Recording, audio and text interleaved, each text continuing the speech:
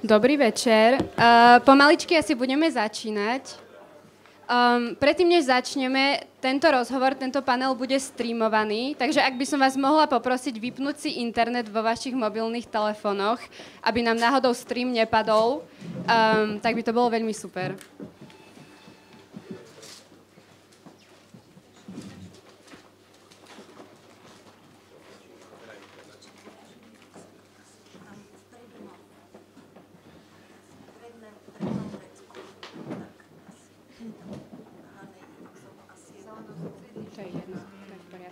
Nie je strašne veľa.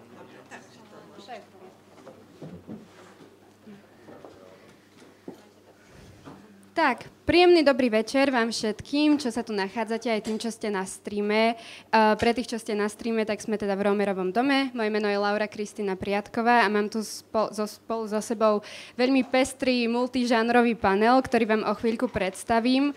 Ale na začiatok by som vám chcela primárne povedať, čo všetkých týchto našich rezidentov a rezidentky spája. A to je to, že všetci absolvovali rezidenciu na Islande, v rezidenčnom centre, ktoré ste mohli vidieť na začiatku tohto podujatia, kde vlastne týmto autorom a autorkám bolo umožnené pracovať na tvorbe svojich textov v inštitúte Gunnara Gunnarssona.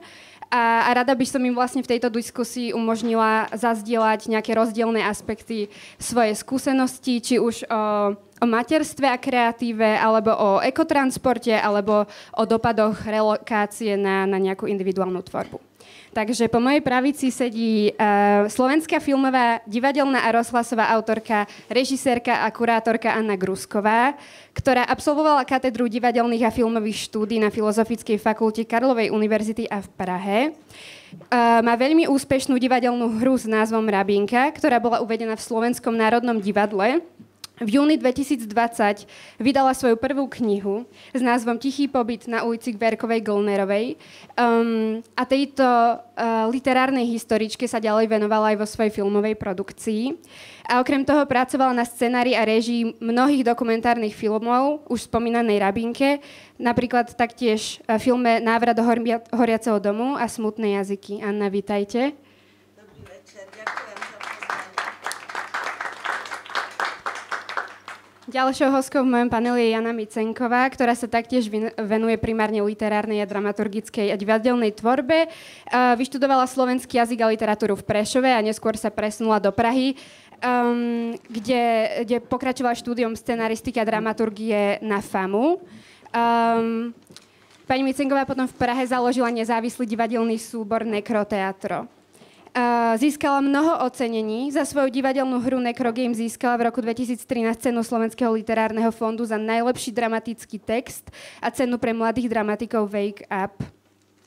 Vytvorila množstvo rozhlasových hier a taktiež dramatických textov, ako napríklad Mindfuck, ktorý bol publikovaný v zborníku súčasných dramatických textov Green Drama.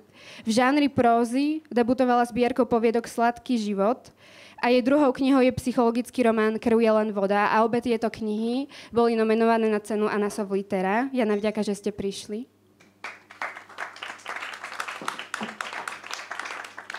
A mojím posledným hosťom dnes je Jakub Juhás, ktorý je hudobný vydavateľ, spisovateľ a eseista a pôsobí primárne ako kurátor eventov zvukového umenia v kultúrnom priestore LOM v Bratislave a taktiež vedie label, alebo teda hudobné vydavateľstvo Mapa Editions so zameraním primárne na experimentálnu hudbu. Vo svojej textovej tvorbe kombinuje memoáre, etnografické žánre a reportáže, pričom veľmi inovatívne manipuluje aj s historickým kontextom. A Jakubová druhá kniha PS vyšla na jar v roku 2022 vo vydavateľstve Rubato a taktiež sa dostala do minuloročného výberu 10 najlepších kníh roka Anna Sow-Litera. Som rada, že ste tu.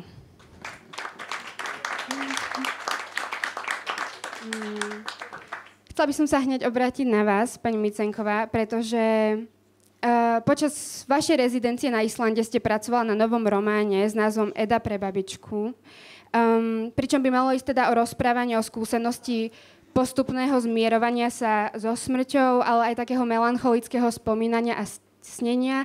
A taktiež ste hovorili o nejakej akože zdieľanej univerzálnej skúsenosti o strate blízkeho človeka. Ale veľmi ďalšou dominantnou témou tam boli vzťahy medzigeneračné, medzi ženami, medzi vnúčkou, matkou a starou mamou. A vy ste taktiež matka. A situácia matiek v kultúre je niekedy veľmi náročná, pretože na mnohé rezidencie sa ako matka napríklad nedostanete, pretože si jednoducho vaše dieťa zobrať so sebou nemôžete. Ale vaša rezidencia bola iná a ja by som sa chcela opýtať, ako sa vám tvorilo, keďže ste si na vašu rezidenciu mohli zobrať vášho 3-mesačného syna. Je to zapnuté. Tak dobrý večer. Takže ja som bola na 4 týždne, minulý rok v máji to bolo, na Islande na rezidencii v tomto kláštore, ktorý je nádherný, ale nachádza sa 40 kilometrov od mestečka, kde vôbec niečo je. Takže raz za týždeň ma tam vždy odviezli autom, by som si nakúpila a potom vlastne som tam celú dobu bola na absolútnej samote v podstate, kde som sa stretávala iba so správcami tej budovy a v noci som bola v tom kláštore úplne sama. A to je kláštor, ktorom je normálny byt, to nie je ako taký kláštor, že by sme tam spali na sene. Ale ide o to, že mne sa práve vo februári narodil synček a keďže som strašne na tú rezidenciu chcela ísť, tak som tam išla s týmto synčekom, ktorému v máji boli vlastne, ja som išla na konci apríla, tak tomu boli v podstate necelé 3 mesiace. A Islandania alebo títo ľudia, ktorí spravujú tú rezidenciu, tam tak boli úplne otvorení a vôbec im nevadilo, že tam idem s bábätkom. Skôr len mne sa akoby ťažšie pracovalo v tom zmysle, že nemohla som písať cez deň, lebo dieťa nespalo cez deň, iba v kočiari, ktorý sa hýbal. Takže cez deň som kočikovala sem a tam vo vetre, snehu a všelijakých tých islandských počasiach. A večer po nociach som písala, no a bolo to akože... Pre mňa to bolo veľmi podnetné, pretože tým, že píšem knihu o umieraní svojej babičky a o tom, ako sa keď je človek starý a chorý a nemôžu sa o neho blízky postarať z rôznych ako dôvodov, tak potom umiera v týchto rôznych inštitúciách, nemocniciach, kde sa mu nedostáva veľmi ako vrelého prijatia a babička fakt bola asi 2 roky po nemocniciach, lebo jej amputovali nohu, takže to bolo dosť ťažké. A takže akože tento proces umierania som sledovala v priamom prenose aj postupne, ako už sa trošku mala všelijaké halucinácie, už je z toho začalo hrábať z toho pobytu v nemocnici. Tak toto všetko ja som si vtedy nahrávala, ona to bolo pred 10 rokmi, nahrávala, zaznamenávala aj tie jej sny, aj dokonca prežila čosi, čo sa nazýva ako klinickou smrťou, čo bol taký šialený sen o potope. A všetko som si zapisovala a to vlastne, a vrátanie jej denníkov, ktoré ona si písala ešte, lebo ona bola strašný fanúšik do literatúry a vypisovala si čitateľské denníky brutálne, ako poznámky, básne a všetko toto spracovávam do tohto románu. Ale tým, že vlastne text je primárne o zmierovaní sa so smrťou a o umieraní, ale zároveň, že som tam bola s malým bábätkom, trojmesačným, tak sa mi to celé prepojilo ako, že vlastne je to také prepojené, ten život aj jeho cyklus, že tu na akoby, že všetko sa tak ako vracia v jednom kruhu. Takže mi to celé ako dávalo zmysel. Aj to, že som vyšla s tým malým bábätkom na tú rezidenciu, že to do seba fakt ako zapadlo. Že zrod a smrť a všetko prepojené navzájom.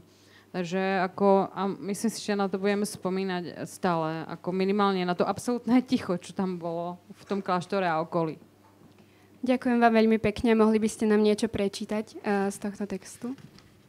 Prečítam taký kúsok, lebo tu nechcem ako zaberať čas kolegom. Ale zatiaľ je pracovný názov Eda pre babičku, lebo vlastne Eda je taká ako islandská saga a zároveň aj ten môj syn, malý bábätko, sa volá Edo. Tak...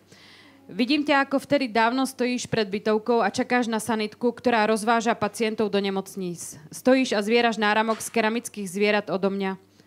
Ruženec pre ateistov. A potom ešte raz a naposledy pozrieš do okna, či si ho náhodou nenechala otvorené, aby sa ti za tých, vraj, pár dní v byte príliš neochladilo. Vidím ťa, ako tam stojíš a veríš, že všetko dobre dopadne a že sa čoskoro zasa vrátiš domov. Vidím ťa vtedy dávno vystupovať zo sanitky, tak ako tu a teraz, keď kráčam okolo oddelenia chirurgie na oddelenie pôrodnice. Vidím toho starého pána v červenej športovej bunde vystupovať z auta a ťažkopádne krývať ku vstupným dverám. Ten starý pán má oblečenú modrú zateplenú bundu. Také sa kupujú na treky, aby si nezmokol, aby ťa neprefúklo. Taká bunda ťa zahreje v Tatrách, v Škótsku aj na Islande. nepremokavý zátier, 5000 mm vodného stĺpca, 100% nepriepustné švy, hydrofilný zátier, RED 12 znižuje vnútornú kondenzáciu. Dnes totiž letia turistické bundy proti vetru a proti dažďu. Ako by sa všetci, starí aj mladí, vášnivo venovali turistike, ako kedysi náš dedo. Ako keby všetci dnes poctivo trekovali. Veľa sa dnes hovorí o trekoch a všade svietia reklamy na tzv. Outdoorové oblečenie. Ale tento starý pán v červenej nepremokavej bunde pred budovou chirurgie pôjdete rovno a potom zahnete doprava. Je to len kúsok od oddelenia porodnice. Nastupuje na iný dlhý trek, na svoju poslednú túru po nemocničných zariadeniach. Na túru bez turistických značiek, bez kompasov a máp. Január 2008. Vtedy to začalo. Tu bola ešte nádej a viera a dúfanie, že bude návrat domov. Že ešte budeme sedieť oproti sebe pri sviatočnom obruse. Jani, daj si ešte jeden rezeň. Lebo takto býva, že na začiatku sa ešte dúfa a verí, tak to väčšinou býva, ako ty vtedy dávno v elegantnom kabáte a tento starý pán tu a teraz v nepremokavej bunde, ktorú už možno nikdy nezvesí z vešiaka, lebo v nemocničnej izbe je teplo, sucho a smrad a jeho červená športová bunda bude nekonečne dlho visieť na tom vešiaku. Už ju nebude potrebovať, tak ako ani ty si už potom nikdy nepotrebovala svoj elegantný kabát a ani svoju druhú topánku. Lebo na posledné treky ľudia nepotrebujú ani topánky. Väčšinou sú v papučiach, šľapkách alebo bez nôh. Asi to tak stačí, lebo... Ďakujem.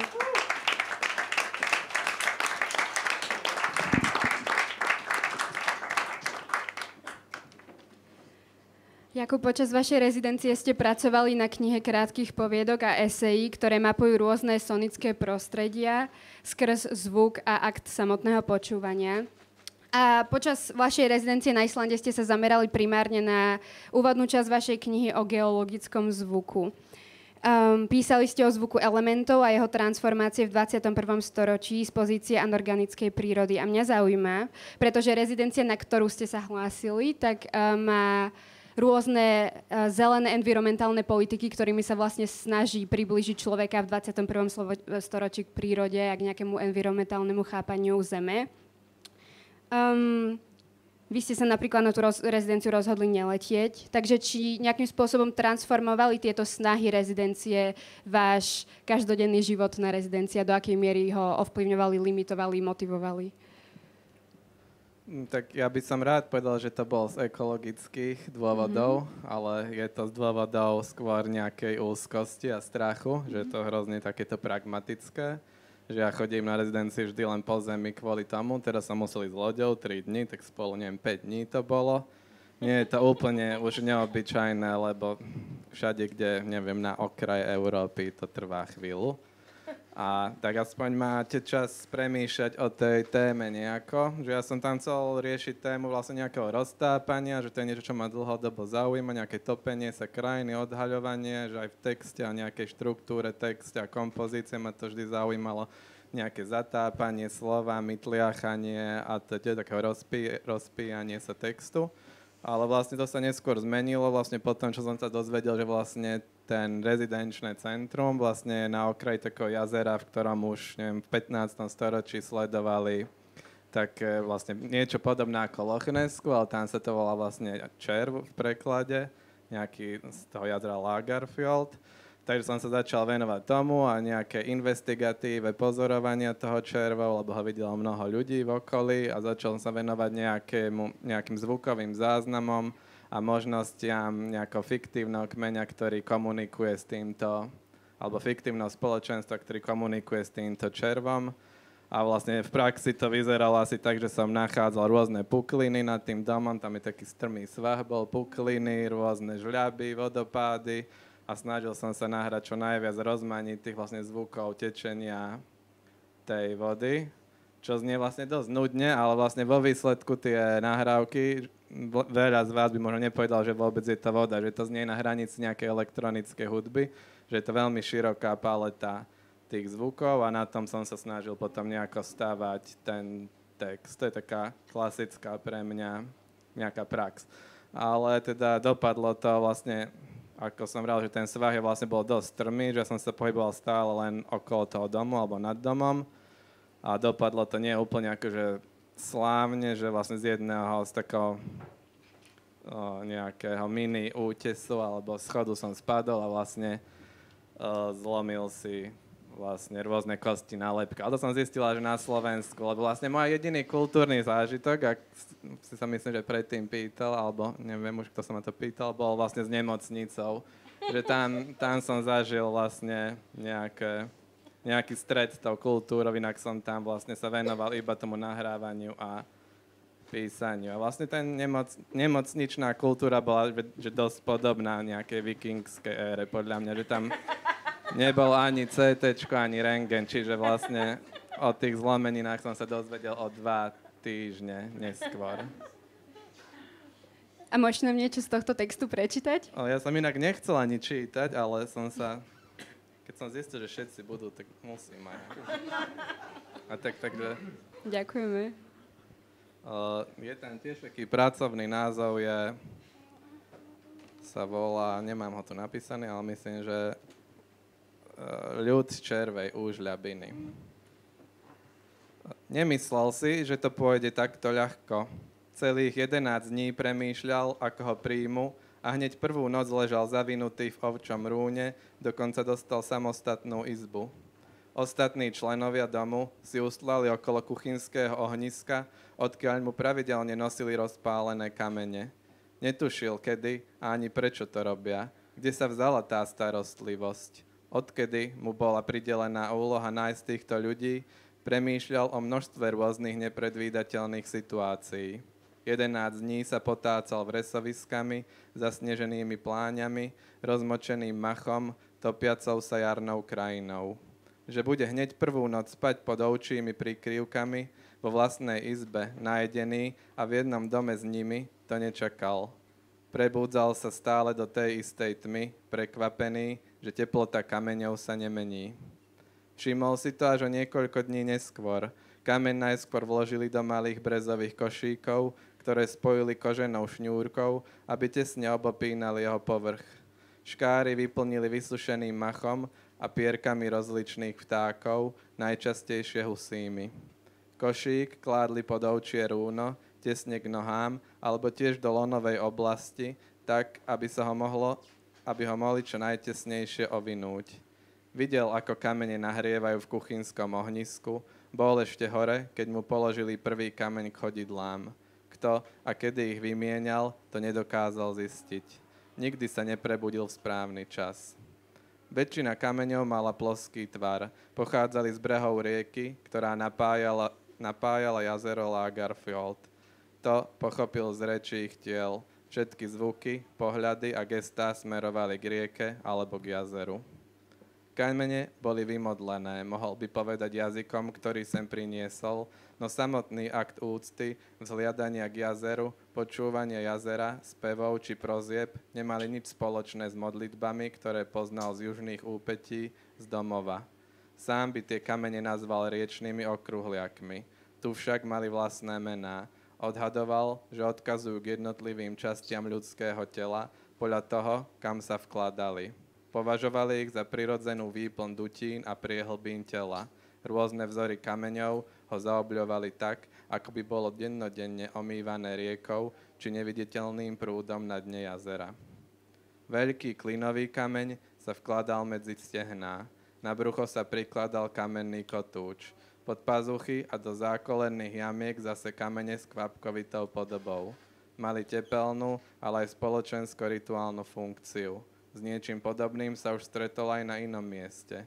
Vtedy to však boli vulkanické horniny, dovlečené z vlhkých tiesňav, kam slnečné lúče počas roka nazreli len na kratučký okamih.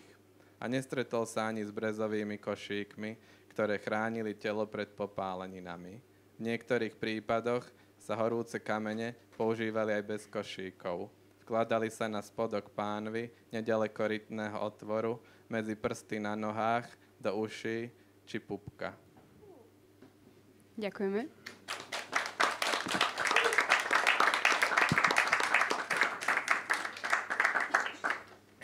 A Anna, vy ste sa pre rezidenčný pobyt rozhodli počas písania vašej knižky 10 jeleňov, príbehy z okolia Bratislavskej železničnej stanice, kde ste vlastne písali o kolónii pracovníctva tejto železničnej štvrti, do ktorej ste sa presťahovali, písali ste o konkrétnom mieste, konkrétnych budovách, konkrétnych ľuďoch a preto sa vás chcem opýtať, že prečo ste sa teda rozhodli pre relokáciu v tomto procese a že či sa píše o konkrétnom mieste lepšie z diaľky? No, vyzerá to trošku ako taká drzosť, že čo sa tam hlásim na ten Island, keď akože chcem písať o okolí Bratislavskej železničnej stanice. Aj som tiež rozmýšľala, že či nemám napísať, že idem tam nejaké sopky skúmať alebo dačo také. A potom som si povedala, že však čo, napíšem to, čo ozaj idem robiť a proste uvidíme. No a strašne som sa potešila, teda keď ma vybrali s touto témou, komunitnou veľmi.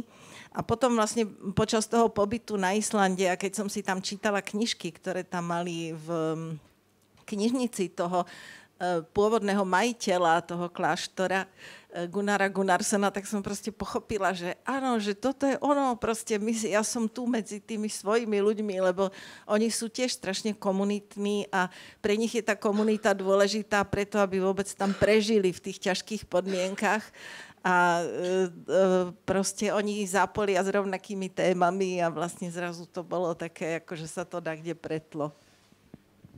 A môžete nám prosím prečítať niečo z ukážky? If anyone wants also the English version, we have some papers here. If anyone's interested in the English, yeah.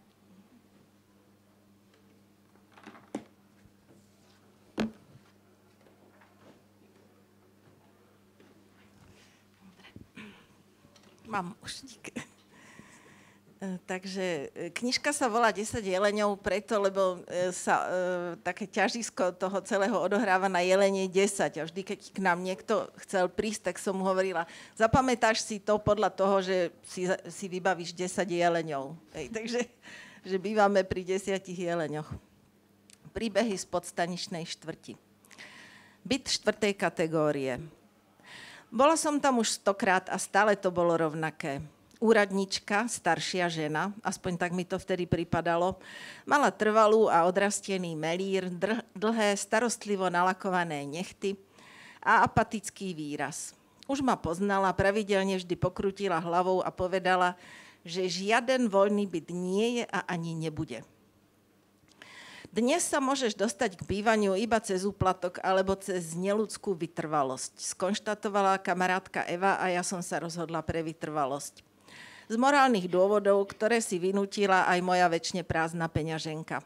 O nejakom konte v banke som vtedy ani nechyrovala. Pre 101. raz som si vymyslela celkom novú taktiku. Bola jar, kúpila som kyticu divožltých narcisov a plná odhodlania som vošla do pochmúrnej budovy na Vajanského nábreží, kde sídlil bytový odbor Národného výboru. V úradničkyných očiach som prvýkrát zazrela niečo ľudské.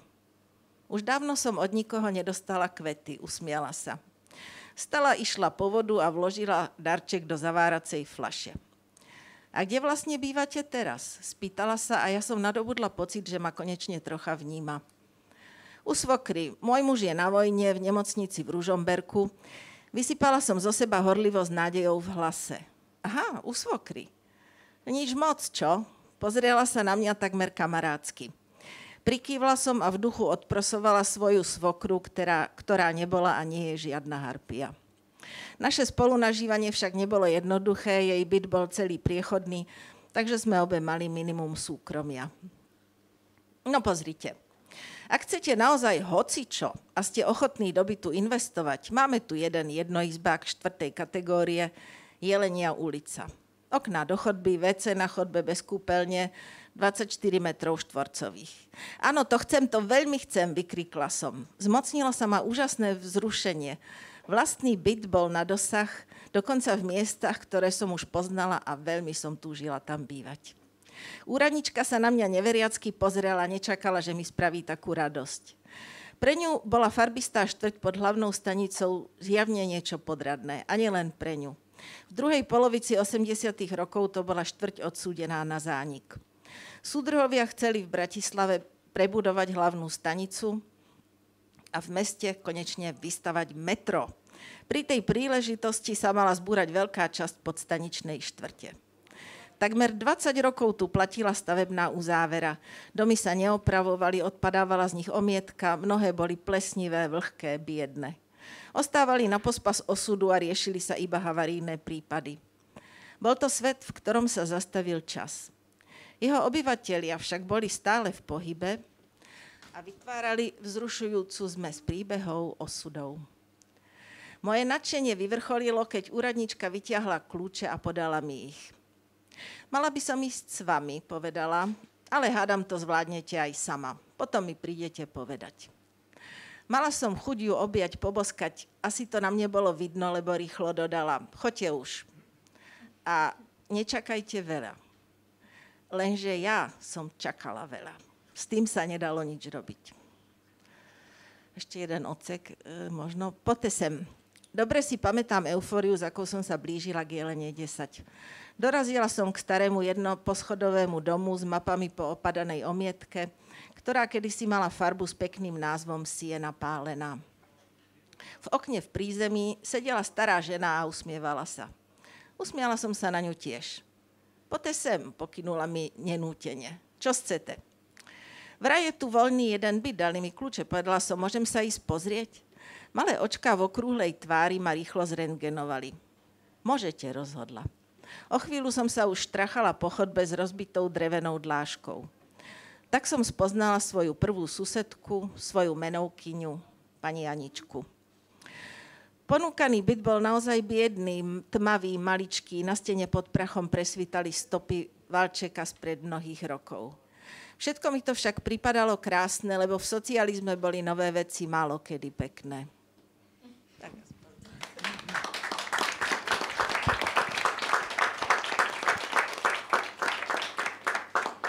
Ja vám ďakujem veľmi pekne, že ste prijali pozvanie a verím, že vďaka týmto krátkym úsekom vašej tvorby sme mali všetci možnosť sa trošku priblížiť vašej skúsenosti na rezidencii. Ja som rada, že ste išli práve cez literárne rezidencie niekam. Ďakujem veľmi pekne.